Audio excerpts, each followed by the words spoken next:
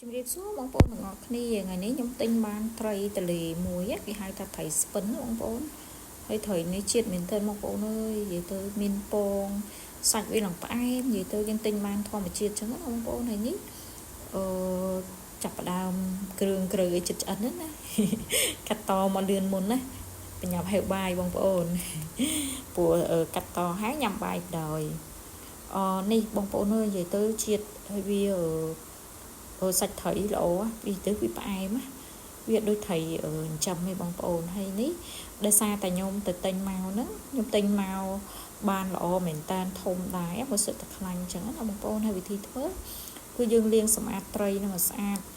អញ្ចឹងណាបងប្អូនដោយសារតែត្រីហ្នឹងបើយើងលាងឲ្យស្អាតក៏វារៀងនេះដែរមិញជាប់លាងខ្ចៅបងប្អូននៅទិញបានខ្ចៅដែរអញ្ចឹងណាយើងលាងឲ្យស្អាតកោសកាក៏អីព្រោះទិញពីផ្សារមកគឺធ្វើឲ្យយើងស្អាតដែរបងប្អូនតែ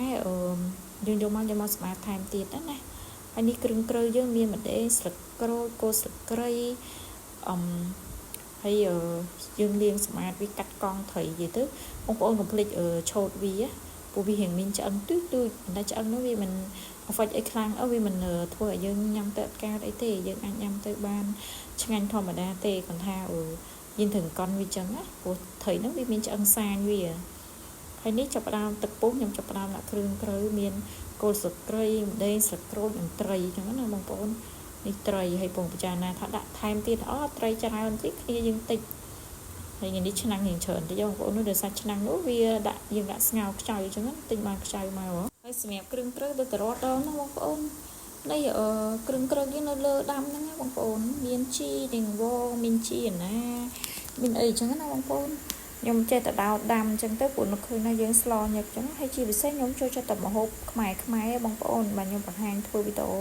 ម្ហូបខ្មែរយើងអញ្ចឹងណាព្រោះម្ហូបខ្មែរយើងមានទាំងវីតាមីនមានទាំងជីវជាតិជាពិសេសត្រីស្រស់ហើយទៀតបងប្អូនរកបានភ្លាមមកអញ្ចឹងនិយាយដល់ថ្ងៃនេះមិនទៅត្រីធម្មជាតិអញ្ចឹងណានិយាយពីឆ្ងាញ់ណាបងប្អូនអើយអត់បានថតវីដេអូពេលញ៉ាំឲ្យមើលទេដោយសារadmin រៀងនេះដែររៀងនៅថ្មីចឹងរៀងអៀនតែជាក់ស្ដែងចង់បង្ហាញបងប្អូនឲ្យឃើញដែរហ្នឹងបងប្អូនហើយនេះគល់ស្លឹកគ្រៃម្ទេសស្លឹកក្រូចអីយើងចេះតែដោតចោលបងប្អូនដោយរាល់ដងអញ្ចឹងគឺគ្រឿងខ្ញុំដាំខ្លួនឯងទេពេលខ្លះក៏បានមកពីផ្សារទៅក៏យើងដំបន្តិចបន្តួចដាក់ទៅបើអត់ទេខ្ញុំ